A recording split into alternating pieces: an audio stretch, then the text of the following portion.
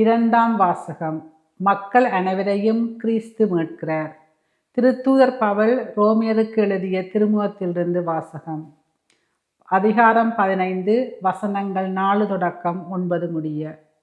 சகோதரர் சகோதரிகளே, முற்காலத்தில் எழுதப்பட்டவை அனைத்தும் நமக்கு அறிவுரையாகவே எழுதப்பட்டன. மறைநூல் தரும் மன உறுதியினாலும் ஊக்கத்தினாலும் நமக்கு எதிர்நோக்கு உண்டாகிறது. கிறிஸ்து இயேசுவின் முன்மாதிரிக்கு ஏற்ப நீங்கள் ஒரே மனத்திறனாய் இருக்குமாறு மன உறுதியையும் ஊக்கத்தையும் தரும் கடவுள் உங்களுக்கு அருள் புரிவாராக. இவ்வாறு நீங்கள் அனைவரும் ஒருமனப்பட்டு நம் ஆண்டவர் இயேசு கிறிஸ்துவின் கடவுளும் தந்தையுமானவரை ஒருவாய்ப்பட போற்று புகழ்வீர்கள். ஆகையால் கிறிஸ்து உங்களை ஏற்றுக்கொண்டது போல நீங்களும் ஒருவரை ஒருவர் ஏற்றுக்கொள்ளுங்கள். அப்போது கடவுளை பெருமைப்படுத்துவீர்கள்.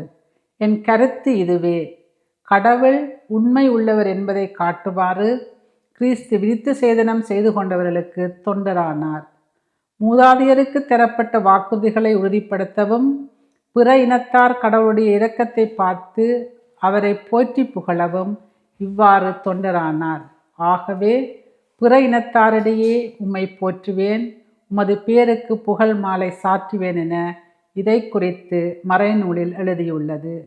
இது ஆண்டவரின் அருள்வாக்கு.